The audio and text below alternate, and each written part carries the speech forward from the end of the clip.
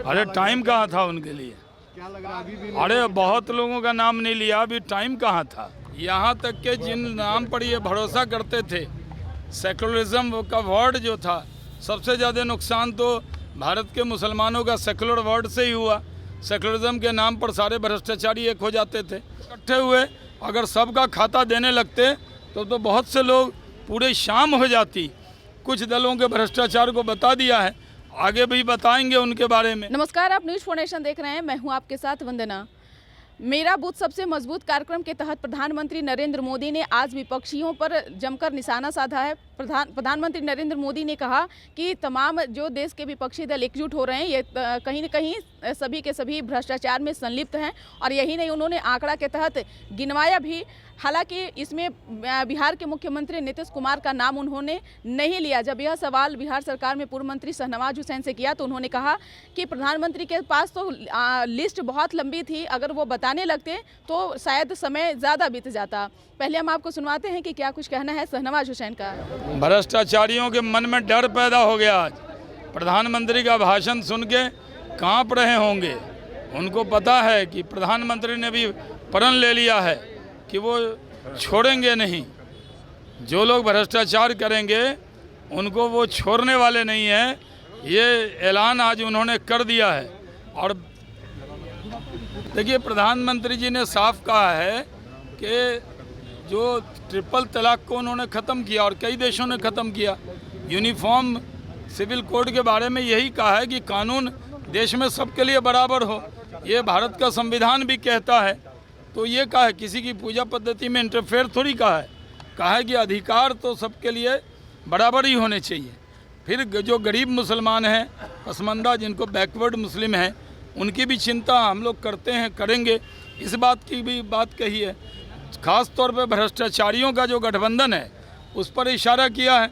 इतने दल इकट्ठे हुए, अगर सबका खाता देने लगते तो बहुत से लोग पूरे शाम हो जाती। कुछ दलों के भ्रष्टाचार को बता दिया है, आगे भी बताएंगे उनके बारे में।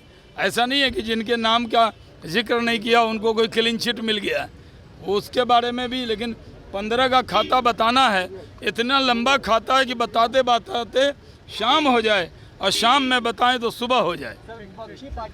अरे कांग्रेस को ही से निकलकर कांग्रेस से की बागी है पुरानी, कांग्रेस को छोड़कर ही तो वो यहाँ पहुँची हैं। तो उनके बोल एक कैसे हो सकते हैं? पीछे गाड़ी आ रही है, आप लोगों को दबा सकती है। जदयू कह रही है कि कर्नाटक से आप लोग वापस हो गए, बहुत खुशी से हुई, जनता लगातार भरोसा। उनको जदयू को कर्नाटक ही दिखता है। वहाँ पर भी एक जनता दल सेकुलर नाम का पार्टी था, और वो इन्हीं लोगों का पुराना ब्रांच है।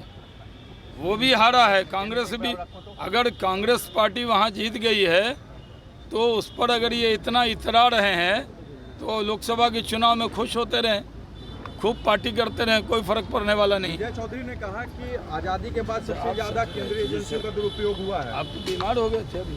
कह रही वित्त मंत्री कह रहे हैं कि हाँ, वित्त मंत्री कह रहे हैं कि सबसे ज़्यादा दुरुपयोग आज़ादी के बाद इस सरकार में हुई है केंद्रीय एजेंसियों का। कौन कह रहा है? विजय चौधरी। अच्छा, विजय चौधरी जी तो कहेंगे ही, उनका काम है कहना, कोई फर्क नहीं पड़ता है कहने से। अपना काम कर रहा है। बार-बार आरोप भी लगाया जा रहा है सर, बार-बार आरोप लगाया जा रहा है कि जब भी बीजेपी कमजोर पड़ती है तो सीबीआई और ईडी का इस्तेमाल। देखिए, कोई ये आरोप गलत है। देश के सब लोग साथ हैं। यहाँ तक के जिन नाम पर ये भरोसा करते थे, सेकुलरिज्म का वर्ड जो था, सबसे ज़्यादा नुकसान तो भारत के मुसलमानों का सेकुलर वर्ड से ही हुआ। सेकुलरिज्म के नाम पर सारे भ्रष्टाचारी एक हो जाते थे। आज सबका साथ, सबका विकास, सबका विश्वास है। समाज का हर वर्ग नरेंद्र मोदी जी के साथ है, बीजेपी के साथ है। हम समाज के हर वर्ग को लेकर चल रहे हैं, किसी को छोड़ कर नहीं चल रहे हैं।